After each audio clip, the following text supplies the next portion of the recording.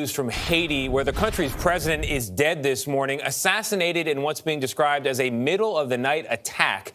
Jovenel Moise had been in office for 4 years and had been the target of months of protests. Haiti's interim prime minister said Moise's wife was also wounded in the attack. With us on the phone now is Jacqueline Charles. She's the Caribbean correspondent for the Miami Herald and has covered Haiti extensively. Jacqueline, good morning to you. What are you hearing about this assassination? Yes, hi, good morning. So what we are hearing is that it occurred in the middle of the night or the middle of the morning, sometime around 1 a.m., according to the current acting interim prime minister. These are unknown, unidentified assailants that in video circulate. I can't wait for like some of the weirdo leftists to do a self-report and be like, this was a CIA assassination and that like this guy actually was a leftist or something. It's always like, some people, unironically, the only political position that they hold is like America bad. And they're right. Like, America is bad. OK, don't get me wrong. Make no mistake. That lands them like in 85 to 90% of the situations in the right side of history. If you just have an exclusive like America bad, all of America's enemies are actually anti-imperialist approach. It leads you on. It puts you on the right side of the argument like 90% of the time. Because like, in most of the cases, America's bad. In almost all cases, right? However, it also sometimes leads you to like, you know, advocate for people that are just ridiculous. I mean, this dude was a puppet of the American state. He was center-right American puppet who Haitian socialist unions, etc., were fighting against and calling for his resignation. Yeah, let's take a look. Let's keep going. They identified themselves as DEA agents or that this was a DEA operation. These were not DEA agents. There was no DEA operation. Yeah, that was the wildest part. That like when the assassins rolled up, they yelled, "It's top of the hour every hour. It's time for a 60-second ad break." And they were like, "Whoa, what the fuck?" Wow, making fun of death though? Yeah, of course. We make fun of death all the time on this broadcast. Welcome. All jokes aside about the ad break and shit, what they did actually yell out was that they were DEA agents. One of them had an American English accent, and the other ones were speaking in Spanish. Let's keep going. Maybe we'll talk about it. One high-ranking official told me that these are quote-unquote mercenaries. We're still trying to figure out who they were, who hired them, what's the motive behind all of this. And yes, the president was quote-unquote mortally wounded, but he is dead. The statement from the prime minister's office says that some of the unidentified assailants spoke Spanish. Is that credible? And also, what's the backdrop here? What led up to this middle-of-the-night attack? So, yes, it is credible. They spoke Spanish and they spoke English with an American accent.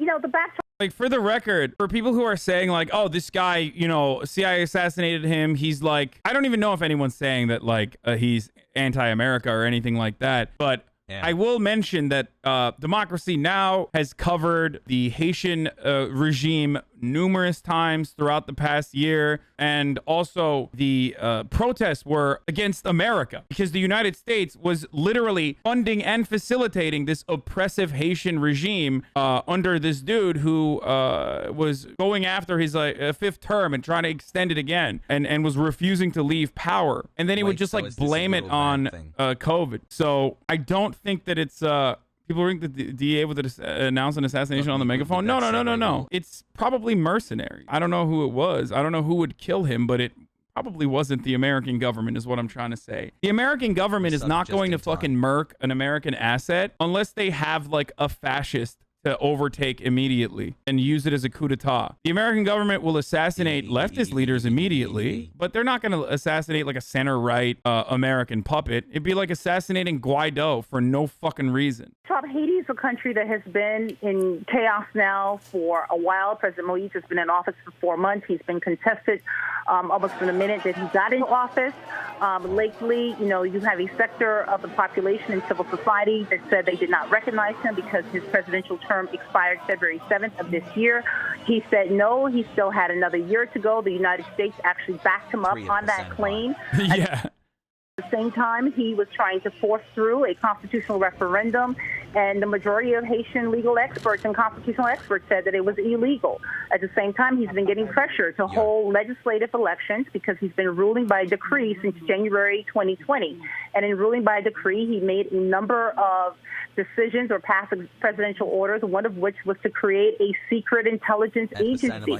And he also redefined what would be considered, terrorism. Basic acts of protest like burning tires, they decided that was terrorism under these new domestic laws. So this is a president that has faced a lot of controversy in a country where you have a humanitarian crisis, you have an armed gang crisis, alarming spikes in kidnappings. Since June 1st, you've had more than 16,000 Haitians who have been forced out of their homes in poor working-class neighborhoods because of armed clashes with rival gangs. You also have an economic crisis. I mean, it has just been an overall country that's volatile. And today, with the death of the president, I've been told that there is no constitutional legal solution in terms of who should take charge. It was Cuba that assassinated the president to initiate the International Socialist Revolution. That's where the Spanish comes from, and they got a rogue American CIA agent on their side. You're literally you just wrote a fucking script, dude. Like this is some Jack Ryan shit, okay? Anti-Cuba fanfic? No, I mean it's not necessarily an anti-Cuba take what he's saying here. This guy was fucking awful. Like he was fucking awful, dude. I mean, I don't know how else to describe it. Like he was literally using like gangs and shit. Like America was funding his police force and military. He was refusing to leave power, refusing to hold local elections. Like he just left like a bunch of fucking local positions unelected because he was just like, nah. So to take ownership of his assassination and like say it's Cubans would be a pro-Cuba take rather than an anti-Cuba take. I live in DR, seeing both how our states work. I do not believe it's a U.S. thing, but a narco state thing. Said it like 5 times, Sag, 6 times now. I mean, I'm not democracy now. All I'm saying is I'm not shedding a tear for this guy. Okay, let's hear from literally the actual girl boss of the decade, Amy Goodman. Moise had led Haiti since 2017. Earlier this year, critics of Moise accused him of orchestrating a coup to stay in power beyond February 7th, when his term officially ended. For months, Haitians have staged large protests against Moise, demanding he leave office. But Moise clung to power with support from the Biden administration, which backed Moise's claim that his term should end next year. Human rights groups report had accused Moise of sanctioning attacks against civilians in impoverished neighborhoods of Port-au-Prince, the capital, with targeted assassinations and threats against government critics carried out with impunity. Supporting this clown and Guaido? What's up with Biden backing losers? What, you thought the Democratic Party wasn't going to support Guaido, that they've literally offered unconditional support to literally all the time and historically and will continue to do so? Like, not a single person was like, oh my God, I'm so shocked that a vote for Biden means like regime change in Venezuela. It doesn't even fucking matter because that's how incompetent the American State Department is nowadays. I don't even believe that they could execute a fucking foreign leader, even in Haiti, if they tried at this point, okay? They just suck. They are not good anymore, dude. They can't even do fucking psyops. All they need to do is just like watch leftists fucking burn themselves by engaging in like almost reactionary Radlib shit or Jimmy Dorian style psychotic takes.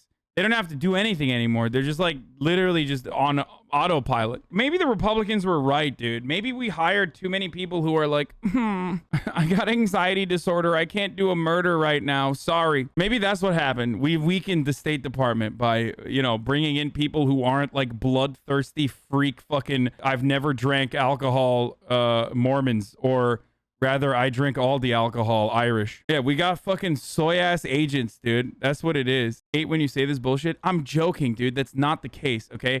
Having like some sort of fucking anxiety disorder doesn't render you incapable of doing murder. Trust me, dude. I'm not doing ableism against fascists, okay? Don't worry. You can be neurodivergent and do all the fascism, you fucking girl boss. God damn, dude. God damn it! It's called a fucking joke! Fuck! I literally started with the statement, maybe Republicans were right. If I ever say that, and I'm not talking about fucking Abraham Lincoln, you know I'm joking. I'm gonna joke. As of now, we have no clue where this assassination came from. Certainly not the street gangs such as the G9, Jimmy Barbecue Cherisier, who has been going around recently after years of demonstrating with an American flag behind his back. and right now purporting to be fighting for a revolution to liberate the Haitian people. So we know it did not come from there. Okay, I need to know what the fuck Jimmy Barbecue is, dude. Oh my God. His name is Jimmy Barbecue. In Haiti, coronavirus and a man named Barbecue test the rule of law. The WAPO report. Former police officer who portrays himself as the savior of the streets, Jimmy Barbecue Cherisier, has come to symbolize the accelerating erosion of Haiti's already challenged rule of law during the coronavirus pandemic. Accused of orchestrating massacres that left dozens of men, women, and children dead, he has succeeded in accomplishing the once unthinkable. Is it because he's a pig? Is that why he named himself Barbecue? He's a cop? Or like, what's the deal? Or does he, oh God, does he fucking burn people up? Is that why? Maman, comme si était saleté qu'on fait pour le vendre un barbecue.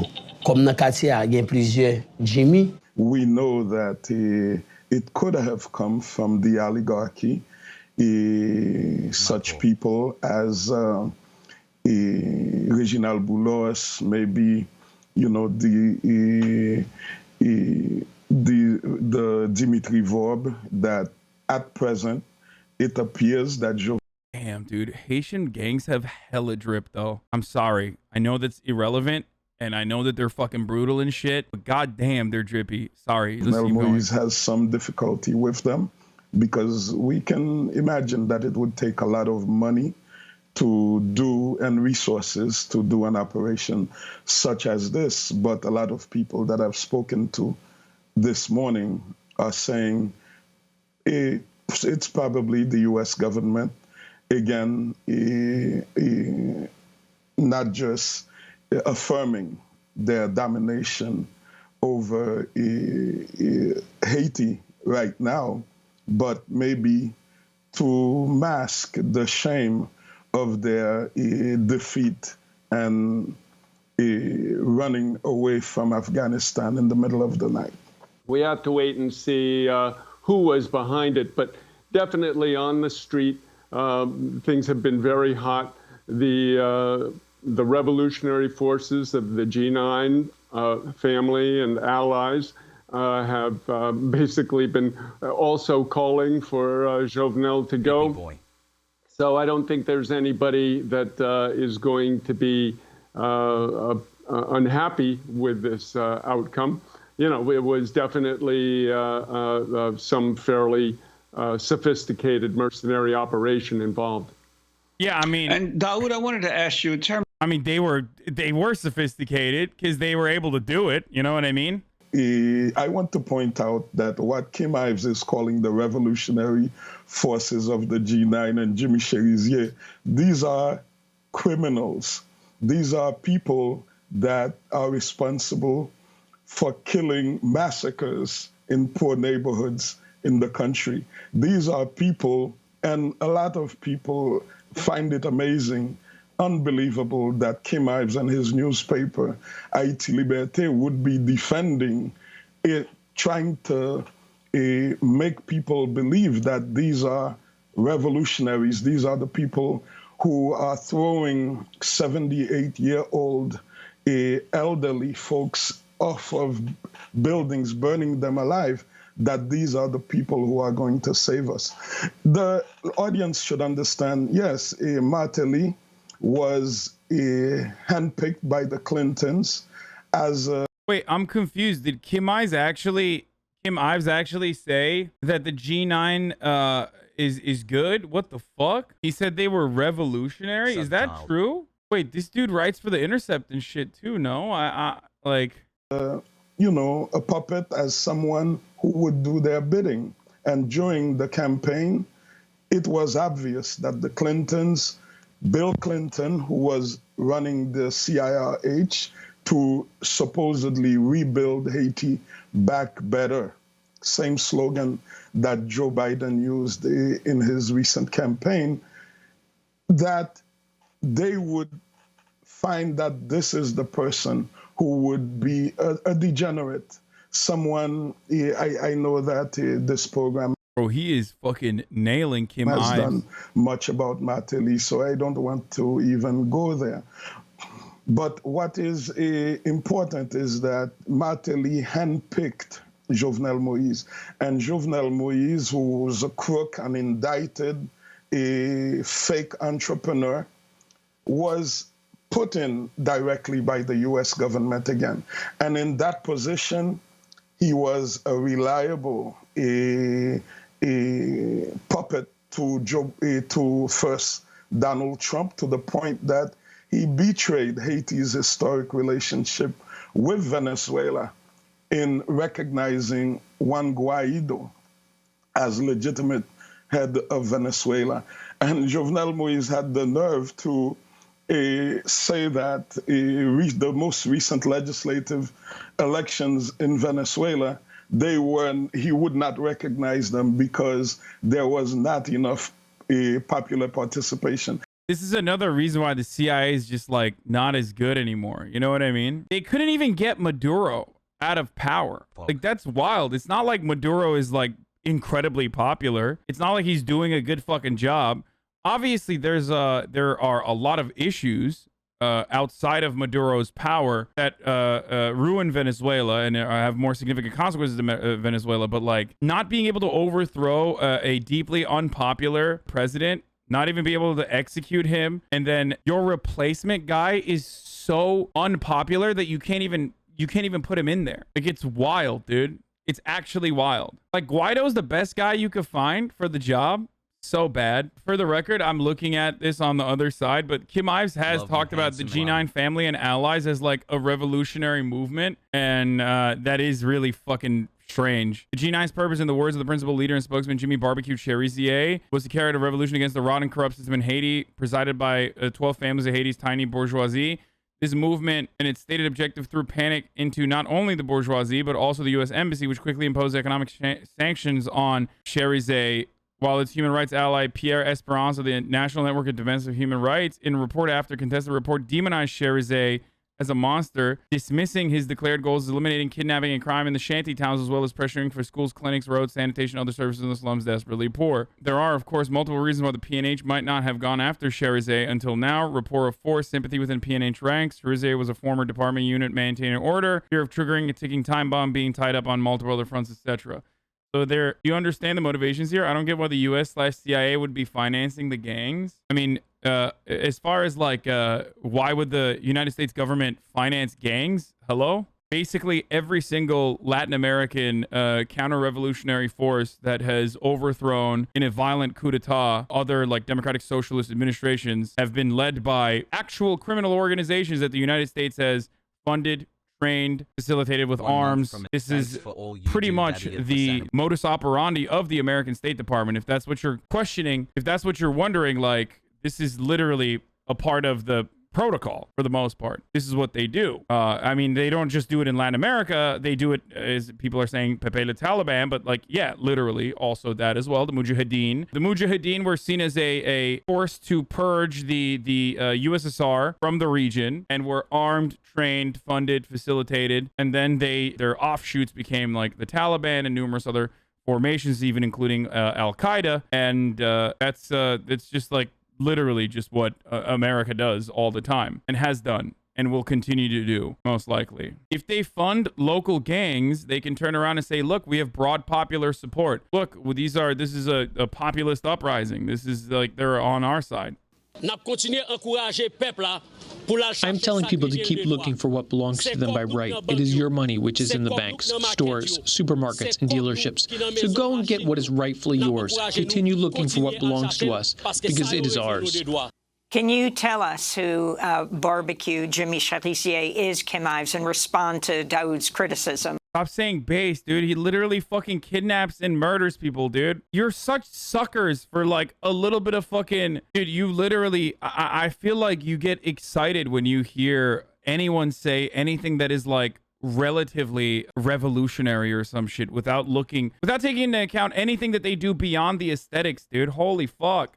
Been following with very great interest the emergence of the G9.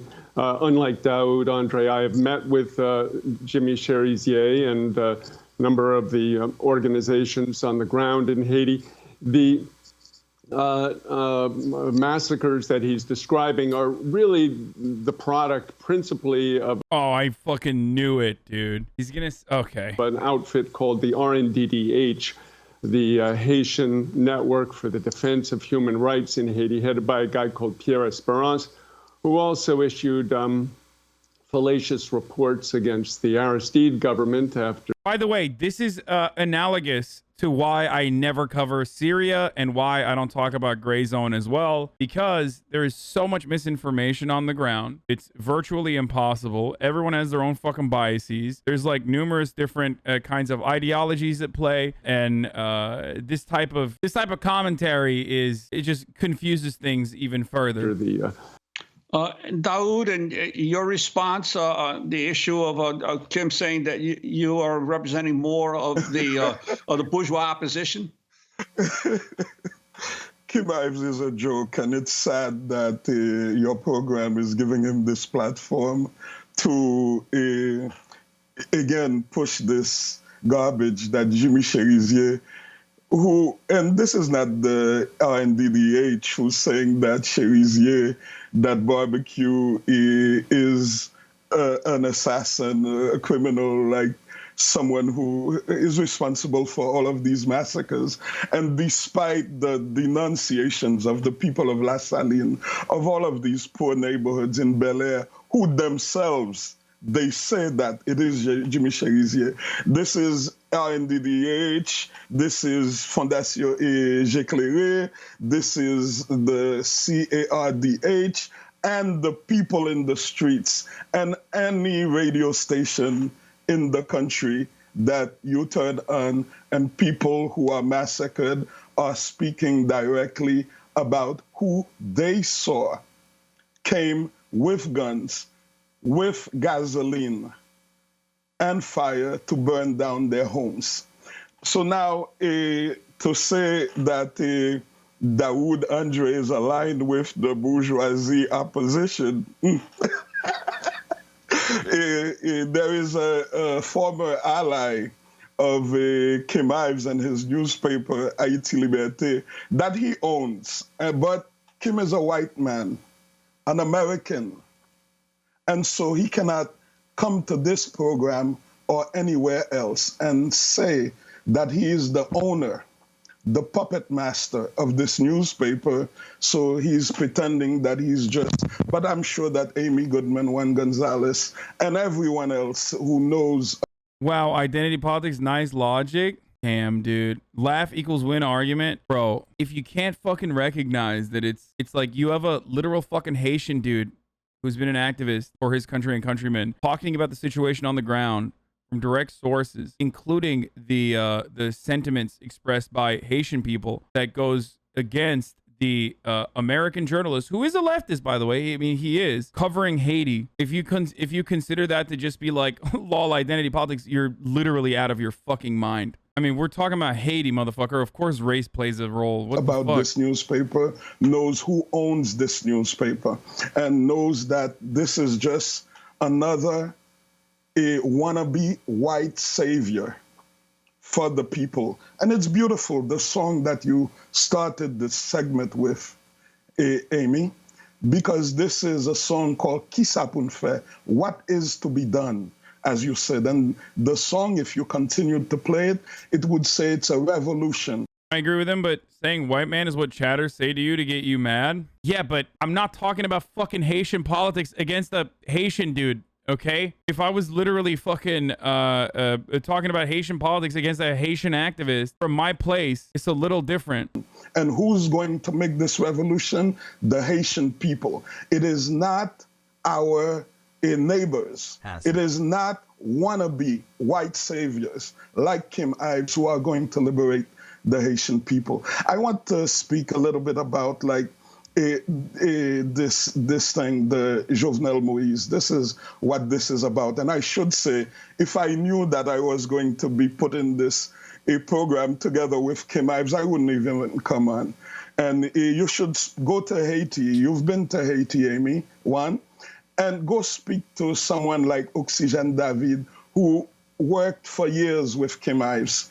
Go speak to Mario Joseph, who was close collaborator of Kim Ives, who are both denouncing him and his newspaper in Haiti for pushing this garbage. So that's the point. Like, he could have, I mean, it seems like Kim Ives has been covering Haiti. He's like done investigative reporting in Haiti for The Intercept even. So he has like media credentials from the left, but that doesn't mean that like automatically everything he's covering, everything that he's doing right now with respect to like what he considers to be a revolutionary action, whether it be like barbecue and the gangs being like revolutionary, means it's correct. Okay, I know he's not some random fucking white dude, and I know that he's not like a CIA guy either. That a scum like a Jimmy Cherisier, who he's not going to Pétionville, to a Thomasin to kill the rich people, to steal from them. The people